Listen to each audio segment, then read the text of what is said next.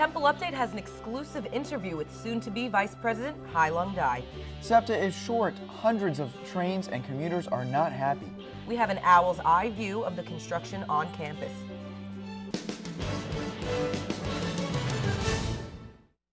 Take a look at Berry Beach on Wednesday. People are out enjoying the sun and mid-60s. Now check out this drastic weather change. Snow covered the streets and caused Temple to close for the day. Hello, you're watching Temple Update. I'm Alyssa Jerome. And I'm Taggart Hauk. Let's get right to Temple Update's Nick Charles with the weather. He's out in the cold with details on this week's weather whiplash. Nick? Yeah, thanks, guys. You know, we really were spoiled Tuesday and Wednesday with those highs in the 60s right before that cold front swept in Wednesday night, bringing 2.5 inches of snow here to Temple, which ultimately led to the closing of classes on Thursday. Now, as you can see behind me, the snow is melting and the sun is out, but those temperatures are still in the low 30s. How long will these brisk temperatures last? I'll let you know coming up in our 5-day forecast. Back to you. Thanks, Nick. The snow has caused a lot of transportation delays, but SEPTA is having issues of its own. That's right. Our Alexis Johnson is at the Girard Market Frankfurt line station with the latest. Alexis? That's right, Taggart. And these latest SEPTA problems have been making riders feel a little uneasy about taking public transportation. And especially the issues here on the Market Frankfurt line, they haven't made things any better.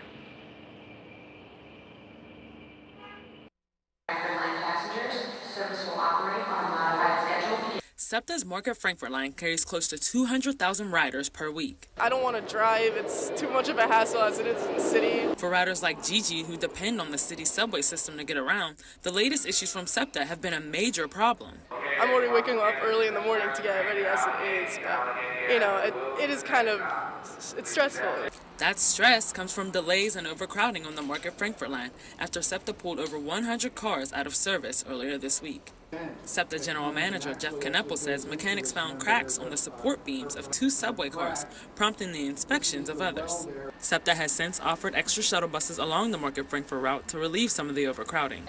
The rail defects are similar to the ones SEPTA dealt with last July, which also took over 100 cars out of service. I'm aware that the M4 car issue, coupled with the discovery of the Silverliner 5 equalizer beam defect this past summer, creates many questions. I want our customers to understand that safety is our highest priority. Although the message from SEPTA has been safety first, riders say at this point delays and overcrowding are just regularly expected. I'm always questioning SEPTA's reliability. There's no day that goes by that I'm not like, I have my head in my hands. You know, I know it's for the best at the end of the day, but I definitely just want to get to work or school on time. Yeah, and SEPTA hasn't said when all the cars on the Market Frankfurt line will be back in service, but they're just hoping to get more and more cars running every day. Reporting here live outside of Girard Station for Temple Update, I'm Alexis Johnson. Alyssa and Taggart, back to you. Thanks, Alexis. By the narrowest of margins, Betsy DeVos has been confirmed as Education Secretary. Vice President Mike Pence cast the historic tie-breaking vote on Tuesday. This marked the first time a VP broke a tie in a cabinet confirmation vote. The Senate confirmed DeVos after Democrats tried to halt the process with an all-night debate. DeVos won the vote 51-50. And President Trump's travel ban will remain blocked. The 3-judge Ninth Circuit Court of Appeals ruled to continue to block the ban. Trump immediately took to Twitter and said, quote, "See you in court. The security of our nation is at stake," end quote. The Justice Department now has a variety of options of how to move forward. The overall constitutionality of the travel ban has yet to be determined. Temple Update's Taggart Hauk spoke to a student whose family was sent back to Syria under the new ban. Now the Asali family is back in the United States. The federal judge's temporary lift of the ban allows valid visa holders, like the Asali family, back into the U.S. The family arrived Monday morning in New York City. Their relatives from Allentown greeted them at the airport. Temple is offering help for students affected by the travel ban. Several Temple legal immigration professors held a discussion about current events. It even highlighted how students can help improve the immigrant situation in this country.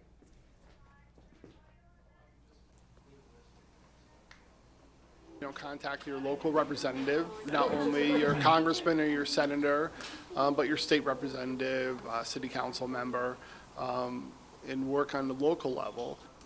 This panel is just one part of Temple's ongoing effort to help affected students.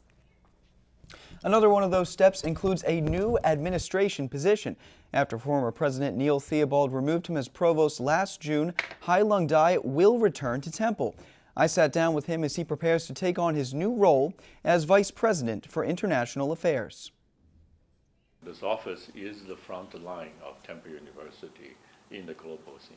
It's a proud statement by former Provost Hai Lung Dai speaking to us about his new administrative role. A silver lining after a year of uncertainty. It came as a surprise to me.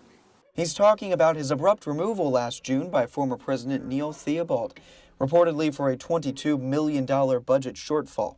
An action causing Dai to file suit against Theobald for libel and slander, also naming the university. I did not want to, but my goal was to clear my name, nothing else. But he now says he's over that, and the university is too, releasing a statement earlier this year announcing the settlement and appointing Dai to Vice President for International Affairs. It's a very large operation, mainly, one can say, focusing on the globalization effort of Temple University. That operation will include supporting overseas campuses, sending students abroad, and sometimes even recruiting international students. It's really a chance for Dai to be one of Temple's most important global ambassadors. He says he is set to start that role this spring. And Governor Tom Wolf is taking a new approach with this year's budget. Wolf's $32.3 billion plan won't increase sales or income taxes. Public schools and fighting opioid addiction both get a bump in funding. So I'm offering a budget proposal that represents a responsible solution to our deficit challenge and a different approach from the way things have been done in Harrisburg for almost a generation.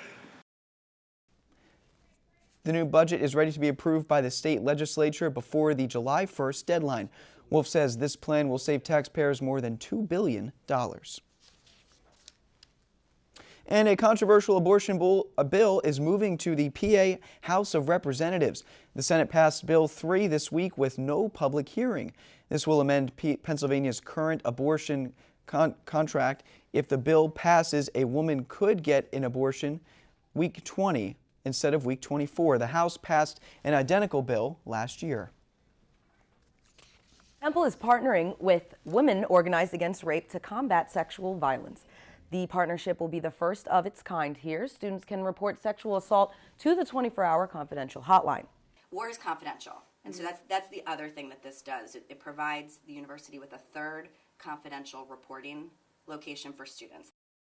The collaboration started after student government stressed the issue to the administration. Temple Hospital says it's taking steps to help patients. Temple Health System joined the nationwide Comprehensive Primary Plus Care program.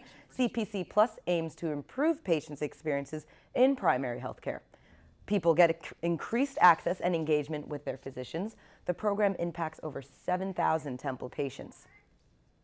Temple is working to help the 5 million Americans living with Alzheimer's.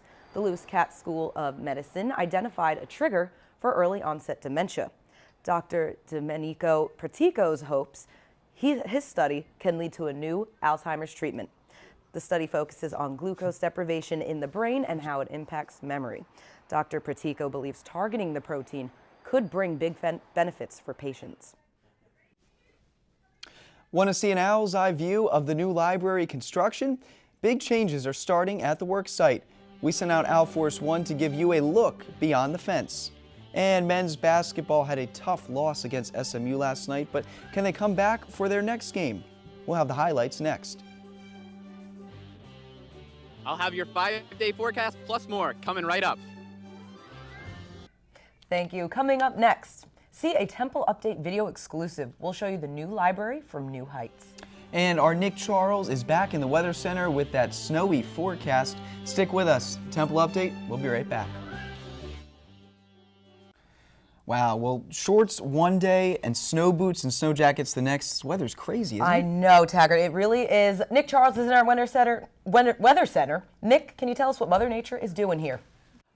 Yeah, guys, we were really spoiled with that tease Tuesday and Wednesday, but as you can see, brisk temperatures are outside, as you saw. As you can see outside, the good old American flag is blowing in the wind. It is brisk and cold, a high of 32. Now, if you're heading out tonight, definitely bundle up. As you can see, Frank the frat boy is dressing up with a big puffy jacket and long pants, definitely dressed similar to that. Now, for the next 12 hours, mostly cloudy, low at 31, and then 30 degrees at 9 p.m. That's going to be the coldest it's going to get, with overcast and 33 degrees later this evening. Now for our 5-day forecast, Friday, cold and windy, 33 degrees, with a warm up this weekend, mostly cloudy, warmer, 51 degrees, 45 on Sunday. On Monday, cooler, breezy, 42 degrees, and 46 on Tuesday. Now, you can always catch us on TU Weather Watch. Keep on watching. Tag and Alyssa, back to you guys. Thanks, Nick. Looking forward to those mild temperatures. Temple's new library is making headway in its construction. As you can see, the foundation is in progress, but a lot of concrete still needs to be poured. The basement floor slabs and retaining walls around the edge need to be poured. The steel structure will begin to arrive on site, which should soon speed up that process. One Super Bowl commercial showed off a Philly area yearbook. Actress and Lou Klein Award winner Tina Fey featured her Upper Darby High School senior photo. The Honda commercial also starred Steve Carell and Jimmy Kimmel. And Hootathon is this Saturday, and over 1,000 students are ready to dance. Hootathon is a dance marathon to raise awareness for the Child Life Department at CHOP. Students will be dancing from noon to midnight. Their goal is to raise over $400,000 for the kids. Wow. Well, that's all for Temple Update. For the latest news, log on to our website, templeupdate.com, and be sure to follow us on all social media. As always, you can tune into TU TV or watch live on templetv.net. For Taggart Howe and the rest of the Temple Update team, I'm Alyssa Jerome.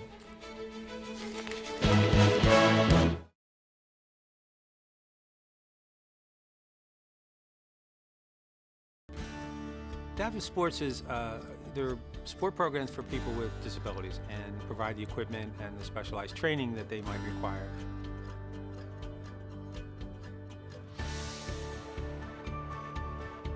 I work out with Max at his gym, Anytime Fitness. One day when we were training, he asked me if I'd ever done a triathlon. I thought the dude was crazy, but I said, sure, why not? I'm up for the challenge, and here we are. All right, brother. All right, here we go. We had a couple key motivators for us was to inspire other people to raise money for adapted sports and adapted athletes. Oh, we wanted to survive also. Right, yeah, there is that. Make some noise for our amazing para-triathletes this morning.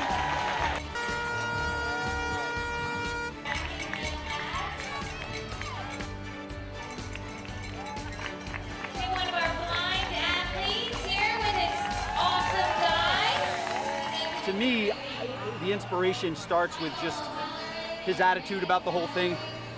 From the beginning, I could tell he was concerned but game. He wasn't going to back down. 2, 1, go.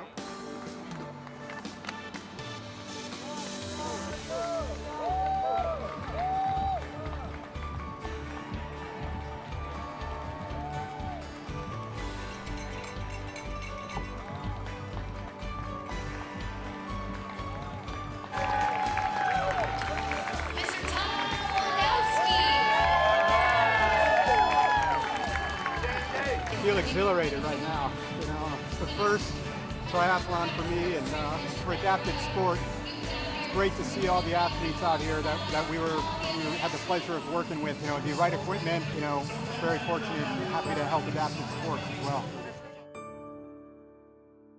What's your favorite thing about being part of the Comcast family? It's a great place to be, great place to work, and I couldn't see myself anywhere else. When I come into work each day, these are people that I care for, and they care for me too. We are a company of people, we're not just a company. But Comcast actually does care. Real people work here, like me. We all go out and we give 100% every day, and we try to give the best service we can. What do you do to make a difference for Comcast customers? I just want to give them that great experience, and I want them to feel that love and the passion that I have about this company. I want them to feel that same way. Most of the time when I show up, I'm usually the first face, live human that a customer sees of ours. So I feel it's really important if we want to maintain our customer base that we stay human. Yeah, it's pretty hard to find me without a smile. The first step is acknowledging. You have to acknowledge the problem, then the second step is actually putting forth the effort. So Great products are great, but when you have, you know, again, when you have that person-to-person relationship, that's a bond that just doesn't go away. People remember that. Let's kick off your acting career here. Oh boy. See how it goes. Okay. The same vein. Exactly, yeah, have fun with it. I didn't know it was gonna be like this. Almost got it. That's pretty good. You're getting close. That'll be I my can note. do that. That'll be my note. Okay. kind of winged it. That's Yeah. fine, that's fine. And I live and work in Done. That's it. Good job. Thank you, Heather.